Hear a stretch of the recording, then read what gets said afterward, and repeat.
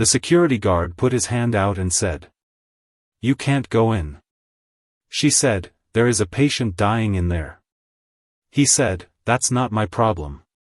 10 seconds later, every alarm in that hospital went off. Why did no one move to let her through, until it was almost too late? Let's go back to the beginning. It was 7:14 on a Tuesday morning in November. Dr. Sarah Al-Rashid had been awake since 4:45 a.m. She had prayed far in the dark, made herself a coffee she barely touched, and driven 31 minutes through empty streets to reach the hospital where she had worked for 3 years. She had done this 5 days a week, sometimes 6. She knew every security guard by name.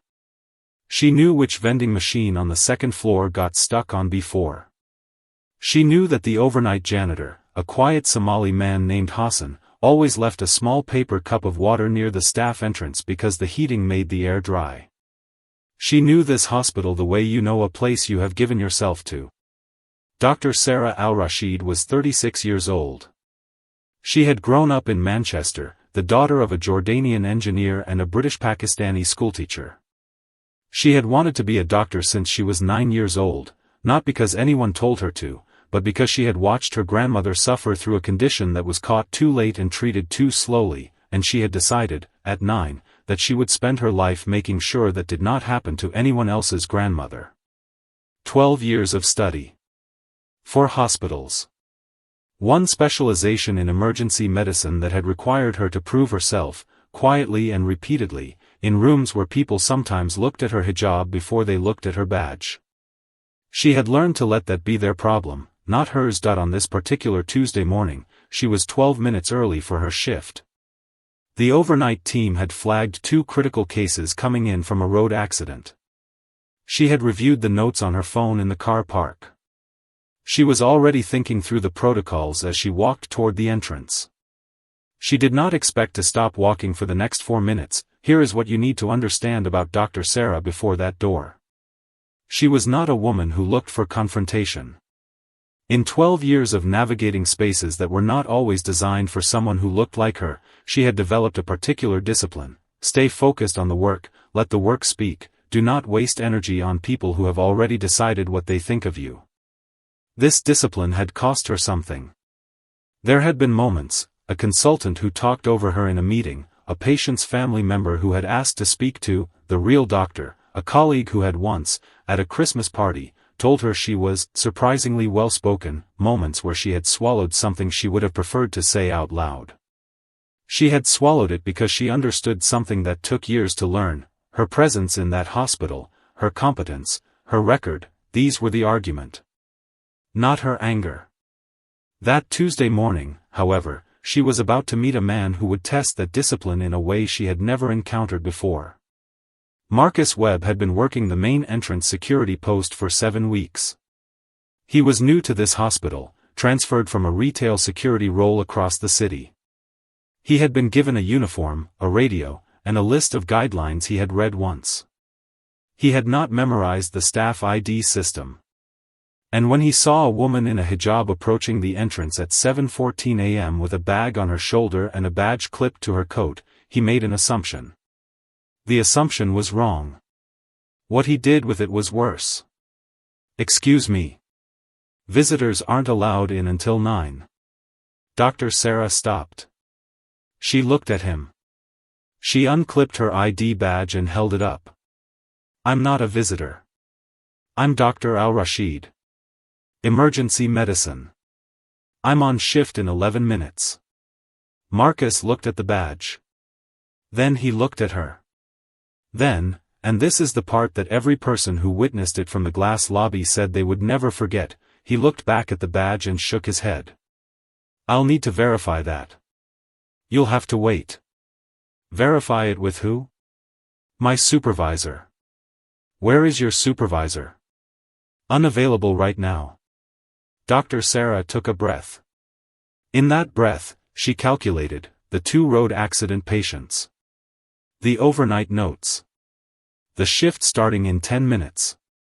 She calculated all of it in approximately 1 second, the way emergency physicians learn to calculate, and she said, very evenly. There are critical patients in that department. I need to go in now.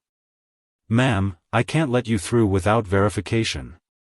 You can see my name on this badge. You can see the word doctor.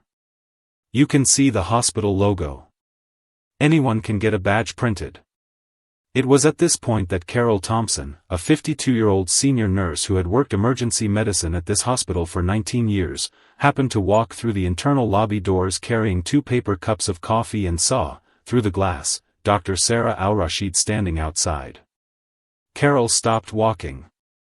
She knew Dr. Sarah's shift started at 7:25. She knew there were 2 critical incoming patients. She knew, with the immediate clarity of someone who has spent 2 decades in emergency medicine, that this was not a situation that could wait for a supervisor. She pushed through the lobby door and said, "Marcus, that is Dr. Al-Rashid. She is on my team. Let her through."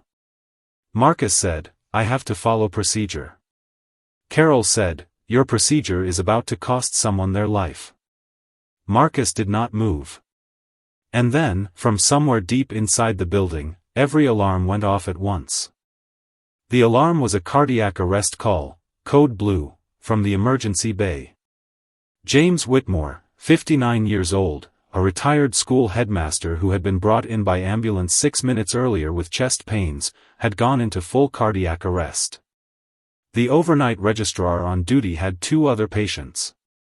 The second emergency physician wasn't due until 7:30. The nurses were managing, but they needed a doctor. Specifically, they needed the doctor who was standing outside the front door being told she could not enter. Carol Thompson did not wait. She turned, walked back through the lobby doors, and hit the emergency override panel on the wall, a panel that, when activated, unlocked every restricted door in the building simultaneously, including the main entrance. The doors opened. Dr. Sarah walked through. She did not run. Emergency physicians learn not to run, not because there is no urgency, but because panic transfers, and a calm doctor in a crisis is worth 10 panicked ones. She walked quickly, purposefully, already pulling on gloves from her coat pocket, already talking to Carol beside her. How long has he been down?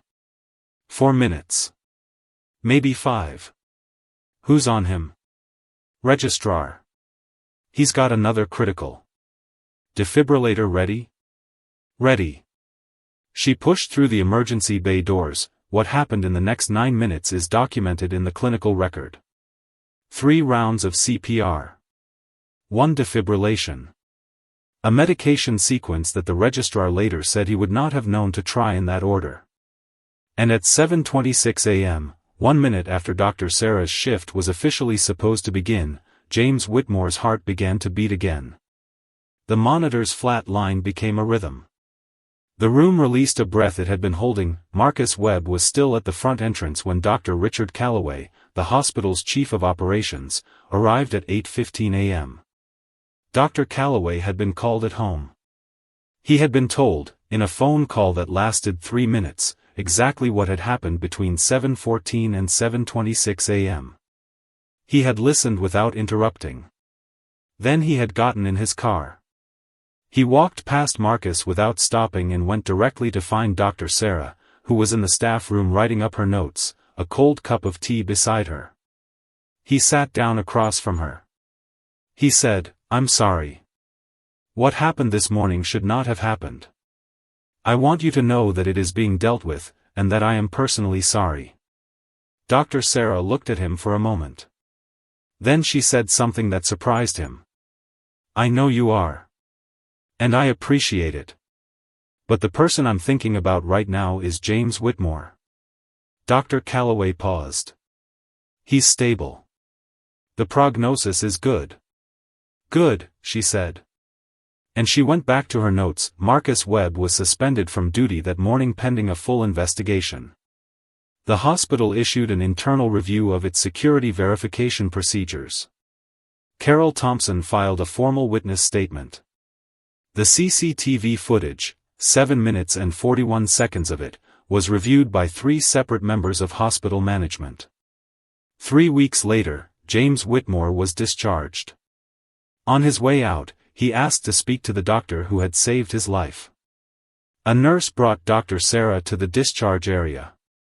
James was sitting in a wheelchair, his wife beside him, a coat over his hospital gown. He looked at her for a long moment. Then he said, "I heard what happened at the door." She said, "Don't worry about that." He said, "I can't not worry about it. You almost didn't make it in. Because of what he assumed about you." He stopped. His voice was unsteady. "And you still saved my life." Dr. Sarah was quiet for a moment. Then she said, gently, "That's what I'm here for. I want to speak to you directly now. There is a version of this story that ends at the door, where Dr. Sarah waits, where the supervisor is called, where the 9 minutes it takes to verify her badge are 9 minutes James Whitmore does not have. That version almost happened. It almost happened because one man looked at a woman and saw only what he had decided to see, not the badge, not the 12 years, not the 3 years of service in that exact building.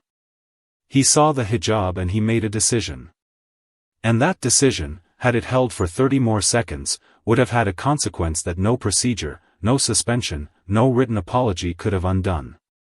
I am not telling you this story to make you angry.